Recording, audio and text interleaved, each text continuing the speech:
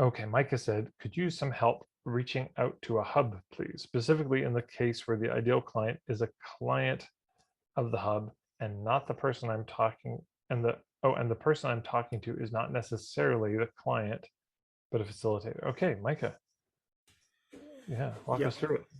Okay, so Tad, I think you know I'm a rabbi, and what I do is to create learning spaces where liberal Jews can deepen their connection with Judaism by studying sacred texts in ways that are aligned with their values. So, what one thing that I'm looking to do right now, which is kind of low hanging fruit for me, is reaching out to synagogues, to colleagues of mine Yeah. who might be looking for me to teach a class in their synagogue, essentially, because they don't have time to put together classes, because they don't have resources for whatever reason. So what I'm trying to figure out is, I think I have a sense of my why. I think I'm starting to have a sense of Island A and Island B, but now I'm reaching out to someone who's not the client. That is, I'm saying to this other rabbi, I'd like to come teach to your members because I solved this problem for them.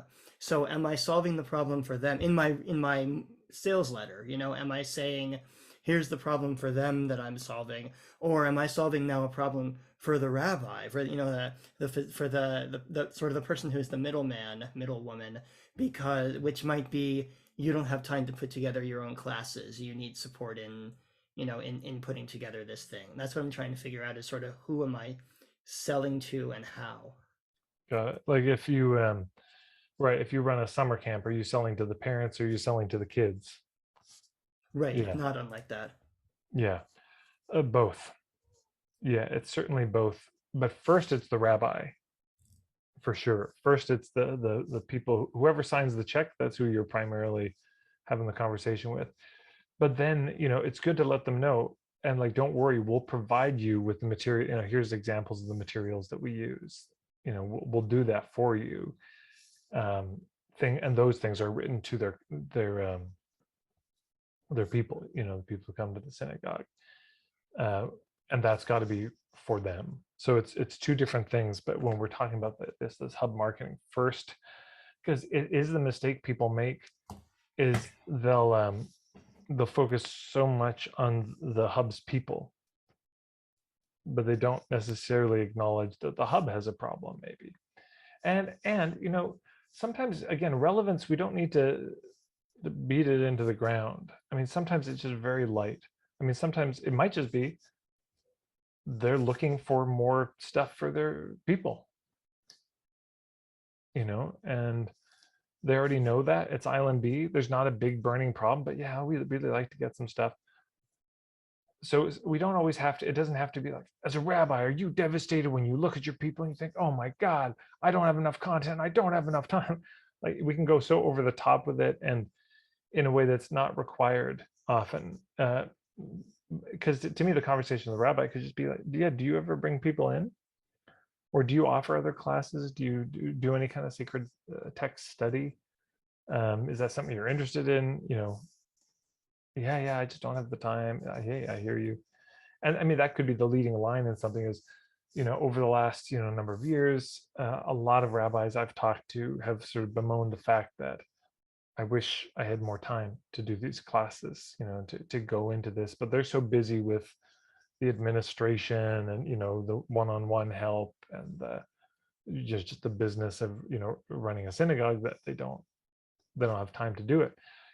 And so but this is the empathy. It's like, hey, I just hear, and this is also, there's a couple different ways we can write a sales letter. One is you can do it with the you, hey, are you as a rabbi feeling this way, and speaking directly to them, which works and can be fine, and can run the risk of landing as a bit salesy at times.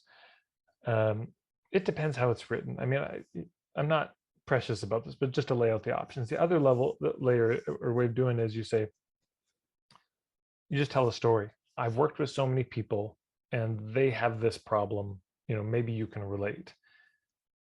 Maybe it could run the risk of being a bit abstract, or they don't get that you're talking to them. But I do think they will. I tend to like that approach because they see themselves in the story you're telling. And it might be a specific story. Hey, just the other day, I was talking with a friend who was a rabbi, and here's what he said to me. And if they resonate with this, oh my God, that's completely me. And so, I've heard this from a number of rabbis, and so I've created this thing. And here's what it is. And then, of course, again, there's the island A, there's the island B, but there's also, let me lay this out. Maybe I'll see if I can grab the, do I have a blog post about this? I might.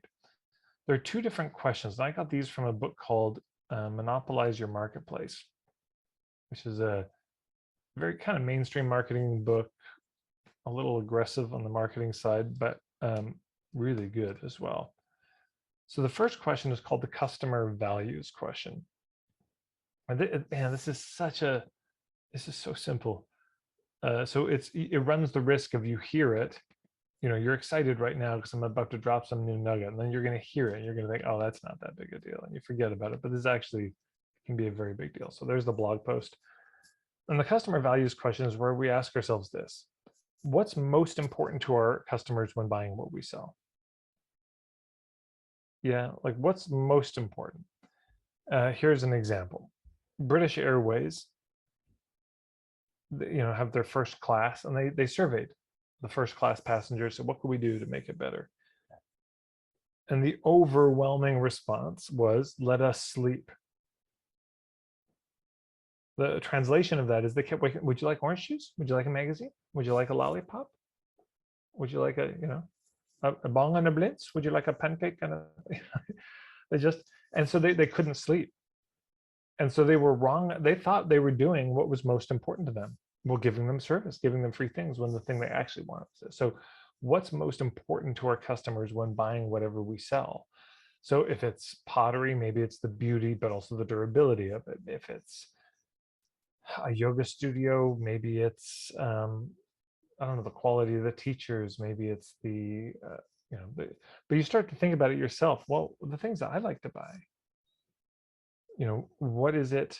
You're right, Christina said in coaching, it could be feeling understood, right? I really want to feel understood. Oh man, yeah, which is missing a lot, surprisingly, and also in the holistic scene. But yeah, what's most important to me? Or if I go to a holistic practitioner, what's most important to me? That it works, that I actually get results.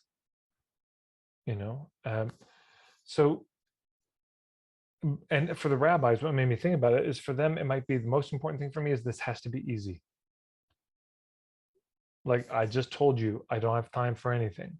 So if this is going to require a lot of me, I can't do it. So therefore, in the letter, you're like, we know I know rabbis are busy. So here's how I've designed this to take as little of your time as possible. Yeah. I just promoted a colleague of mine, Linda Claire Puick, and just today I sent out something, and I'll send out a couple more things from my colleague Danny Inney. And when I'm promoting somebody else as an affiliate thing, anyways, but even not as an affiliate, what's most important to me? Just make this easy, for the love of God. Don't make me try to craft all this sales copy. You have to give me the raw content. You got to give me a photo I can use. You got to make this. Don't make me hunt the internet and try to craft this myself. So, and you can ask the rabbis directly, like, if you were going to bring in somebody like me, what would be most important for you? And you could do some of these research calls, kind of just informational, information gathering. So that's the first question. It's a really good one to ask. What's most important to them? And then we make sure we deliver on that thing. Number two, let me see if I'm pretty sure I've got a post on this. It's called the industry frustrations question. And the industry frustrations question is, we're not the only person who does this work. There's other people who do things that are very similar to us. And so, okay, I've got it on YouTube. So because there are other people doing it, there's a kind of reputation that develops for certain industries. There's certain things that we don't like about certain industries. So let's just do actually a live brainstorm on this because it'll be easier. So industry frustrations about marketing coaches. Oh, this is what you've been waiting for. You finally get to vent and be petty. You have to get it off your chest. So in the chat, what are the things that frustrate you about this industry that I'm in? Yeah, what? So, right, I know what you need. Yeah, too expensive, pushy.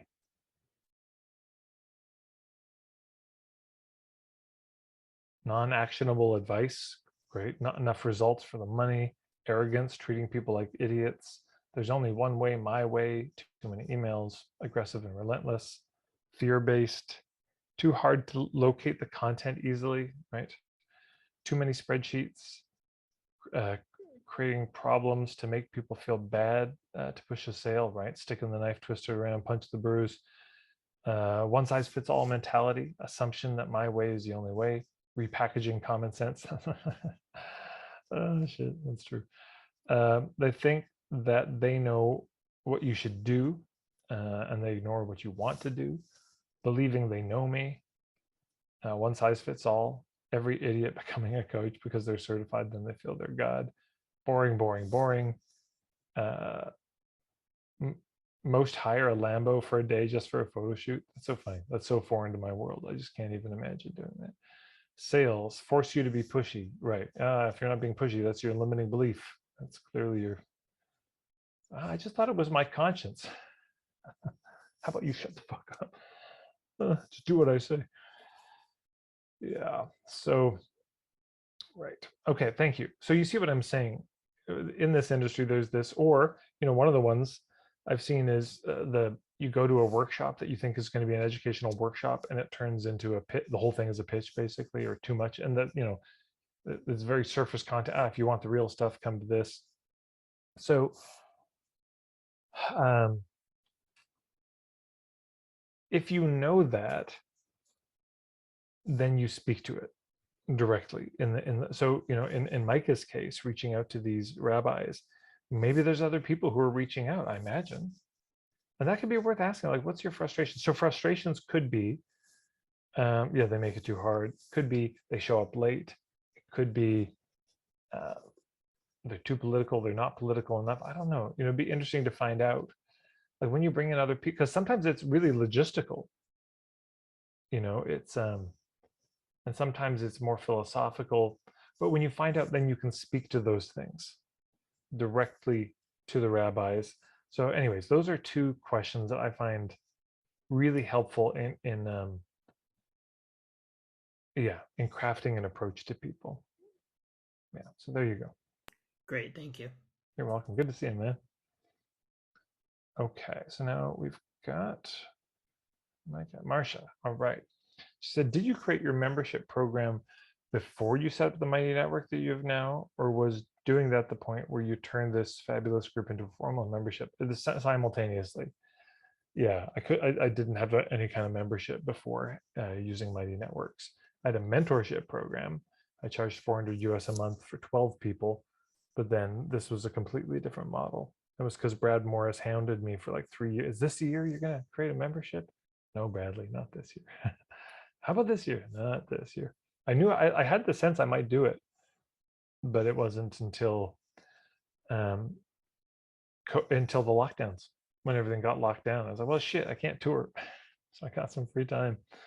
So I thought, well, I said, Bradley, it's your lucky year. And he couldn't believe it that I was going to do it. And then, yeah, that's how it happened.